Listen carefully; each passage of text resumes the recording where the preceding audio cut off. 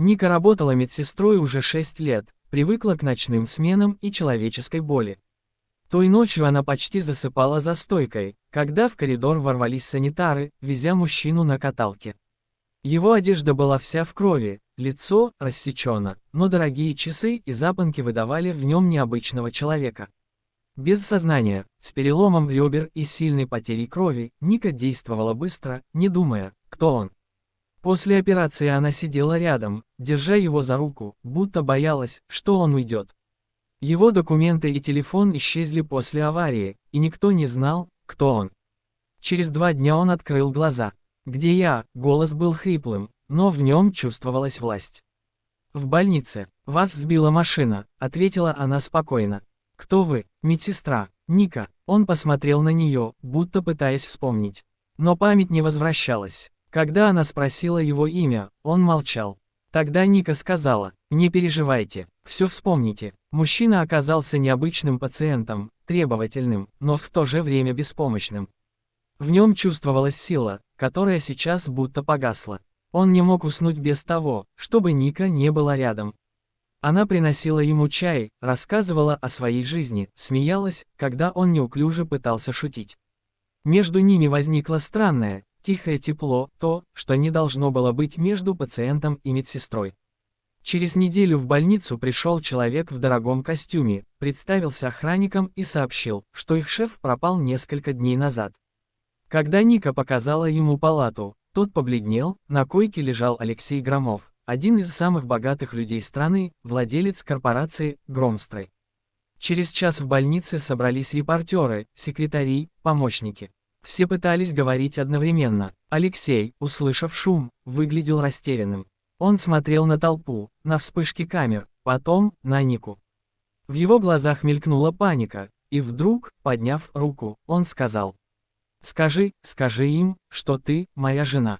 В палате повисла тишина, люди переглянулись. Ника застыла, не зная, что ответить. Он смотрел на нее умоляюще, будто за этими словами скрывалась не ложь, а спасение. Она медленно кивнула. «Да, я его жена», — тихо произнесла она. Репортеры ошеломленно зашептались, помощники застыли на месте. А Алексей впервые за все время улыбнулся, устало, но с облегчением. И с этого мгновения началась их общая история, построенная на одной фразе, которая изменила все. «Хочешь, чтобы я теперь расширил сезон 2 в том же кинематографичном стиле, с диалогами, эмоциями и деталями?» После той фразы все вокруг будто замерло. Ника стояла среди чужих лиц, не понимая, что теперь будет. Алексей не отпускал ее руку, крепко, почти отчаянно. Он чувствовал, что если отпустит, все исчезнет, покой, уверенность, даже само ощущение реальности. Его команда переглядывалась, никто не знал, как реагировать. Только один человек, женщина в очках, шепнула другому. Он же женат, на Марине. Но сам Алексей этого не помнил. Его глаза оставались пустыми, словно зеркало, отражающее лишь лицо Ники. Когда его выписали, охрана и помощники настояли, чтобы Ника поехала с ним в особняк. «Господин Громов без вас нервничает», — объяснили они. Девушка пыталась отказаться, но он тихо сказал: «Пожалуйста, не уходи, мне спокойнее, когда ты рядом». Ее привезли в огромный дом на окраине города, мрамор, картины, зеркала. Она чувствовала себя лишней, чужой в этом мире блеска и холода. Алексей ходил по дому как по лабиринту, вглядываясь в лица прислуги, но никого не узнавая. «Вы ведь правда моя жена?» – однажды спросил он, словно ребенок. Ника сжала руки. «Сейчас, наверное, да». Он улыбнулся, впервые искренне. Прошли дни. Алексей стал зависеть от нее все больше, не начинал день без ее голоса, не ложился спать без ее спокойной ночи. Она помогала ему с восстановлением, вела дневник, записывая, какие воспоминания возвращались. Иногда он видел вспышки, лицо женщины в красном платье, шум моря, крик. Но все исчезало, как туман. Однажды к ним пришла его помощница Анна, с холодной вежливостью сказала: «Господин Громов, у нас совет директоров. Надо утвердить проект». Он посмотрел на Нику: «Иди со мной».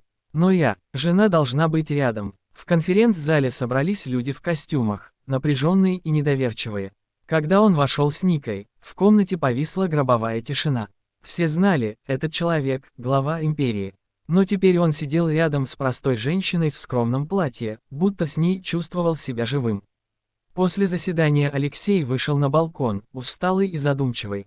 «Они не верят, что ты моя жена», – тихо сказал он. «Я и сама не верю», – улыбнулась Ника. «А я хочу, чтобы это стало правдой».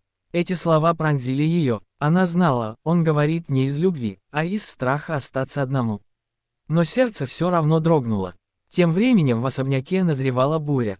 Слуги шептались, охрана переглядывалась, и однажды Ника услышала разговор у двери. «Марина возвращается», — сказала, что не позволит, чтобы какая-то медсестра жила в ее доме.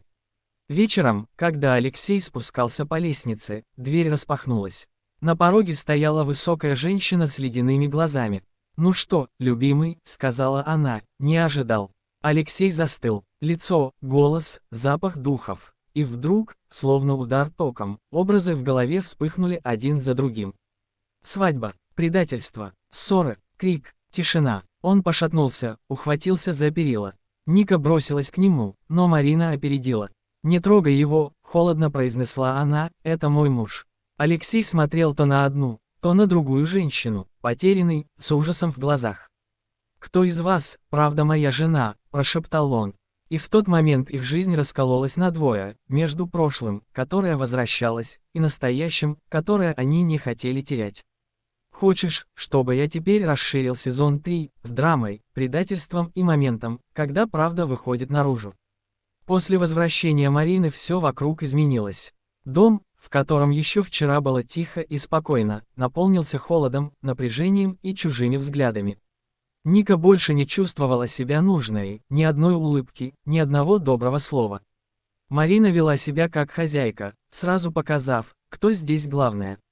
Она распоряжалась персоналом, устраивала сцены, унижала Нику при каждом удобном случае, называя ее дешевой актрисой. Алексей, хоть и пытался держаться, был растерян. Его память возвращалась отрывками, воспоминания вспыхивали внезапно, как вспышки молний.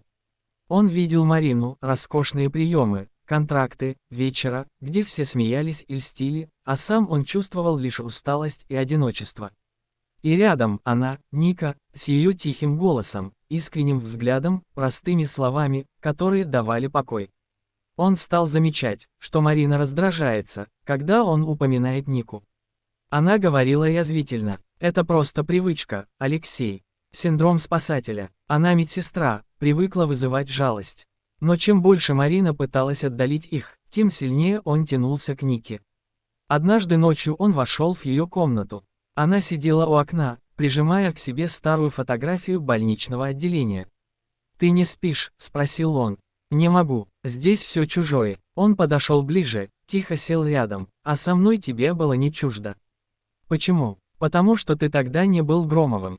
Ты был просто человеком». Он долго молчал, потом прошептал: «Можно я снова буду просто человеком?» И поцеловал ее. Ника ответила, не успев подумать. Все казалось правильным, пока утром в комнату не вошла Марина.